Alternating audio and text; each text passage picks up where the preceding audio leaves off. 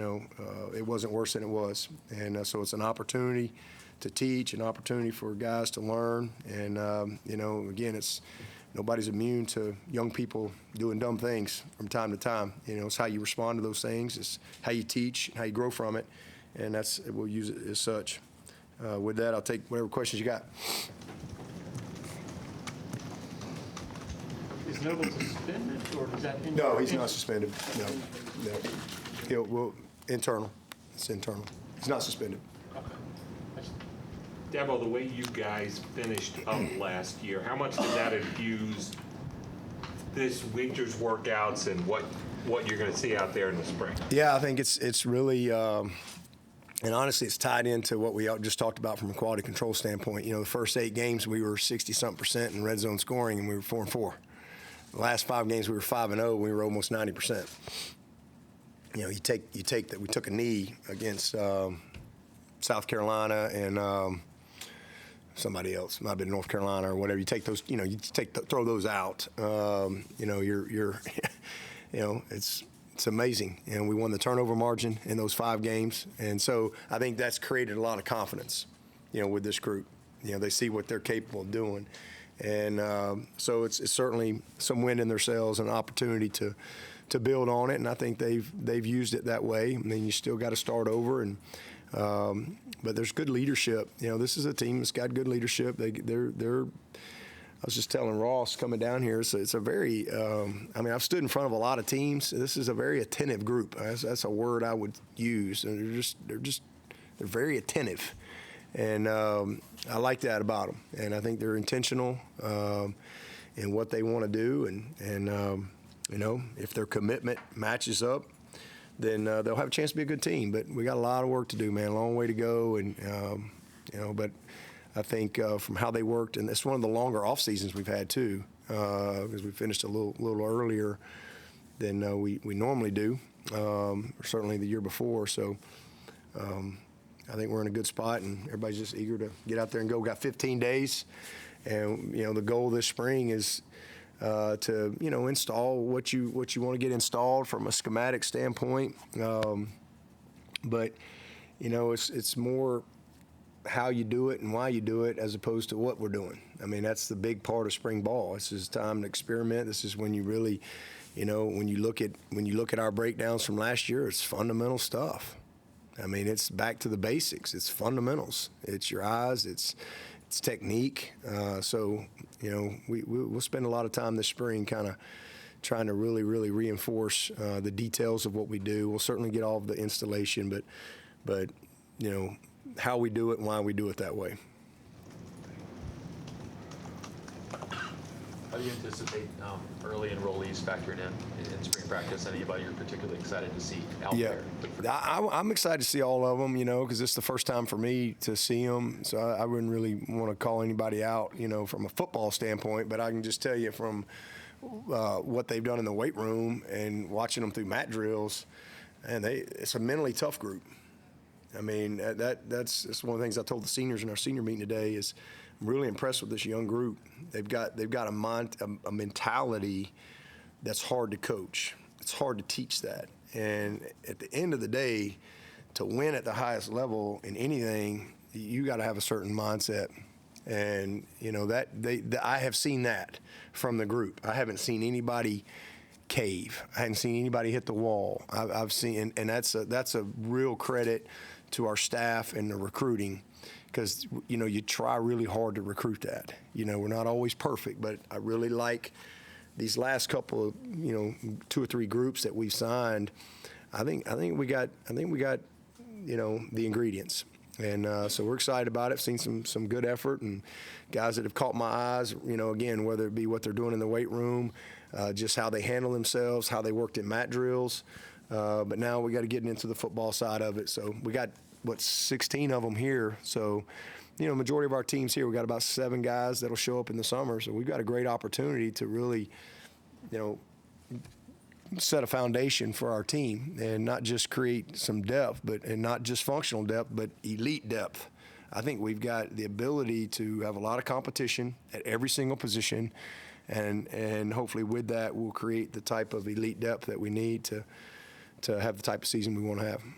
At kicker, obviously, you don't have an incumbent. Are you excited about watching those two just kind of battle head-to-head? And what is the plan? Just give them equal reps and let them go at it? Yeah, I mean, the one thing about kicking, there ain't much subjectivity to it, right? I mean, it either goes through the pipes or it doesn't. I mean, it's a pretty easy thing to evaluate. Now, obviously you got there's more to you got a snap, you got a hold, there's a operation, you got protection and all those things, but as long as all those things are the way they need to be, it's not a hard thing to evaluate. Is the ball up?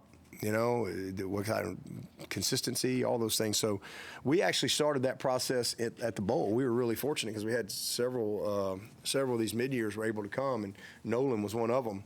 And man, he was impressive. And I'm excited for Robert.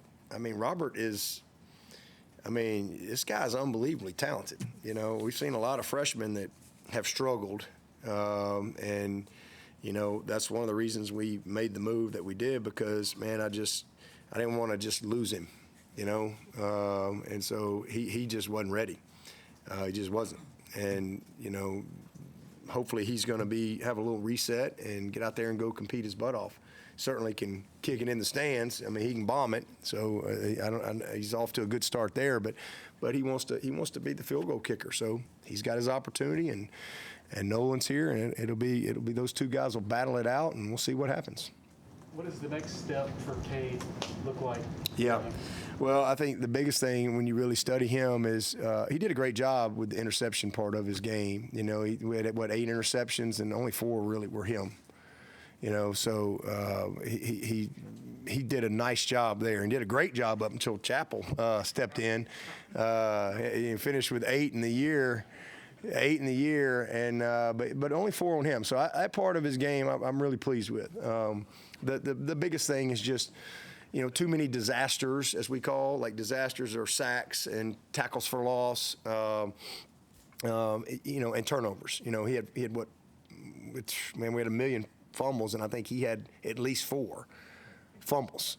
So 4 fumbles, 4 interceptions. We'll live with that. He throws 4 interceptions next year. Hey, sign me up for that. All right, I'm be a happy guy. All right. So we need to clean up some of the other stuff. But the fumbles, he took of our 29 sacks, I believe is what we ended up with. 8 were on him.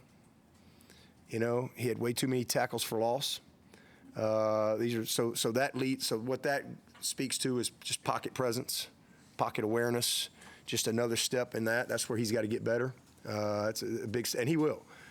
These are all things that he's very self-aware about. But to answer your question, that's just the bottom line. He's got to take care of the ball better. He's got to grow in his pocket awareness. He's got to grow in his situational awareness. There's a couple situational things that we did that you just some we got away with, some we didn't. And but this is a first-year starter. This is a first-year starter, young player. What I love, what you saw the epitome of Cade Klubnik and how he finished the season. He never wilted. He showed a ton of resilience, a ton of leadership, and a ton of mental toughness. And when you got a big dose of those things to go with talent and commitment, you got a chance, and that's one thing I was just telling the team, that really your teammates and coaches want to see. They want to see the commitment be greater than the talent, right? Sometimes you got guys that their talent's greater than the commitment, all right? And, it'll get them so far. But I want a guy, and that's who he is. His commitment, whatever. He's very, very talented, but his commitment is even greater than that, and that drives everything with him. I'm a big believer in Cade Klubnik. I'm a big believer, and I love everything about that kid. And he's got to get bigger. He's got to get stronger. Some of those fumbles were just he's not strong enough. He's got to have a little more collision. What's the word I'm looking for? Girth, maybe. I don't know. A little collision sustainability, where that ball doesn't get popped out, and so some of the basic fundamentals that he's got to work on. But that's it. And those are all things he can do stuff about. And then I think, we've got to, again, create that explosive chemistry. And, you show up here last spring, we had like one scholarship receiver out there. Literally. I think it was one last spring. And so, and then you get into camp, you go all through camp, and two of your best guys they're not there. So now the plus side of that is I think we were able to develop some guys last year that it's really going to pay off for us this year. All of a sudden, boom, here's Tyler Brown, right? Stellato was able to finally, even though he hadn't had a spring, he hadn't had a summer, he's out of camp, all of camp. He got cleared Tuesday of the Duke game. That's when they said, all right, you can play. And so at least he had a chance to play some and make some plays. And so, hopefully that'll grow from that. I think we all know what Adam Randall can do. And he's had to battle through some things. And, man, I really saw him kind of gain his confidence and kind of figure out who he is, kind of like you've seen with Maffa. Like Maffa knows who he is now. I think Adam Randall's kind of figured out who he is, and he's got that confidence to go with it. And so I'm excited about it. I really am. But that explosive chemistry that you have to have, and you don't just flip a switch and have that. It takes 1 million reps. And so the availability of guys, I think, is going to be a real plus. And, everybody's here. We got one more coming this summer, and TJ that we're excited about, getting him here as well. And, love our skill group, love our tight ends. I think Brenny is coming off he's coming off a great year. Brenny's got a chance to leave here with a bunch of records. And, he's shown what he can do. And then we love the depth that we have behind him. So a lot of things to